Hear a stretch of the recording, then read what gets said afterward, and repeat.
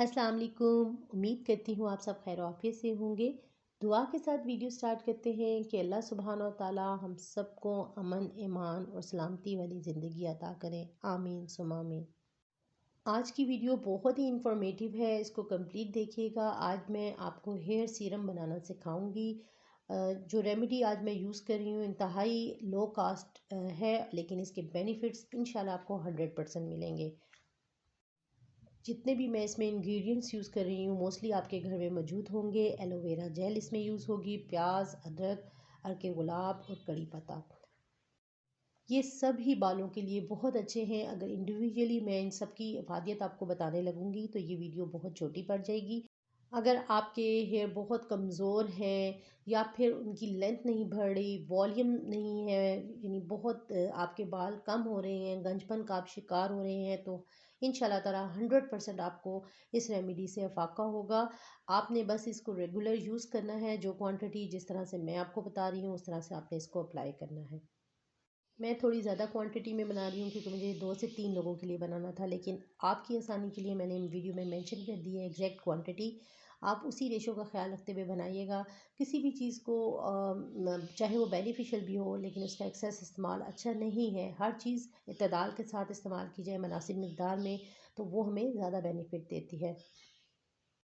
वो लोग जो गंजपन का शिकार हैं या स्पेशली टीनेजर्स जिनके बालों का वॉल्यूम इतना कम है, ऐसे लगता है जैसे वो जगह जगह से उनके सर के बाल जो उनसे ना या तो गिर रहे हैं या वो गंजे हो रहे हैं, तो उनके लिए ये रेमेडी बहुत ही फ़ायदेमंद है। इसको आप ज़रूर इस्तेमाल करें। विद इन अ मंथ आप देखेंगे बेबी हेयर ग्रो होते हुए। फास्ट हेयर ग्रो के लिए आप इस रेमेडी के साथ साथ जो हेयर ऑयल की मैंने एक वीडियो शेयर की थी वो भी आप यूज़ करें साथ में, और फिर आप देखें कि कितनी जल्दी आपको पॉजिटिव रिजल्ट्स मिलते हैं। डिस्क्रिप्शन बॉक्स में मैं इसका लिंक मेंशन कर दूंगी, आप वो वीडियो भी साथ में ज़रूर देखिएगा और वो रेमेडी भी बना लीजिएगा। एलोवेरा जेल अगर आपके पास फ़्रेश है तो इसी तरह से आप उसको कट करके ग्राइंड कर लीजिए। अगर आपके पास फ़्रेश अवेलेबल नहीं है तो किसी भी ब्रांड की जो भी आपके पास एलोवेरा जेल है जो आप यूज़ करते हैं उसको भी आप इस रेमेडी में यूज़ कर सकते हैं। प्याज को अच्छे से चॉप कर लें या ग्राइंड कर लें और फिर इसको किसी मलमल के कपड़े से या स्टेनर की मदद से छान लें। इस तरह से आपने प्याज़ों का पानी निचोड़ लेना है।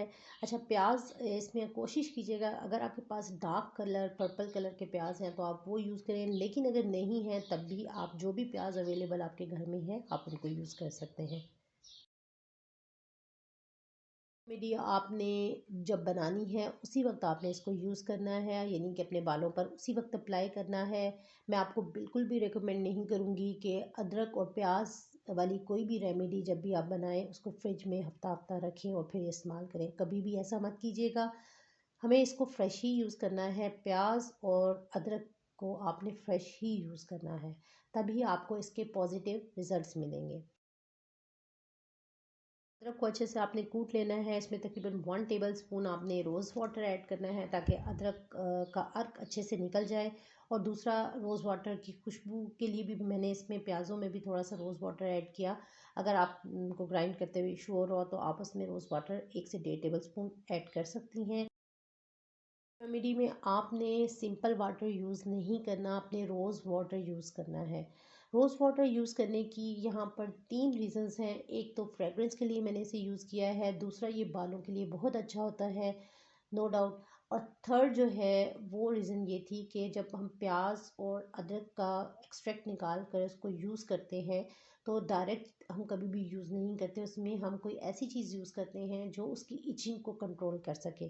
तो यहाँ पर जो मैंने यूज़ किया है रोज़ वाटर, उसकी ये रीज़न थी कि ये इचिंग को कम करेगा या बिल्कुल ही नहीं होगा। और एलोवेरा जेल इन दोनों का यहाँ पर यूज़ करने का एक मकसद यही था कि प्याज और अदरक के कॉम्बिनेशन से जो इचिंग हो उसको कम किया जाए या बिल्कुल ख़त्म किया जाए। ऑनेस्टली स्पीकिंग मैंने इसको यूज़ किया है, मुझे अल्हम्दुलिल्लाह किसी टाइप की भी इचिंग महसूस नहीं हुई।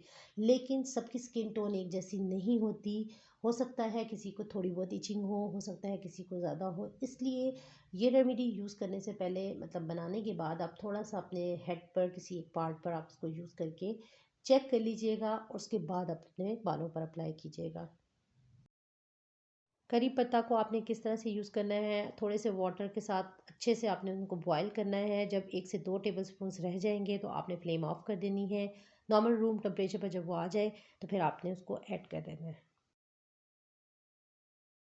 इस तरह से ये हेयर सीरम बन जाएगा। इसको आप स्प्रे बॉटल में भी यूज़ कर सकते हैं या आप हाथों की मदद से भी इसको अपने बालों की रूट पर अप्लाई कर सकते हैं।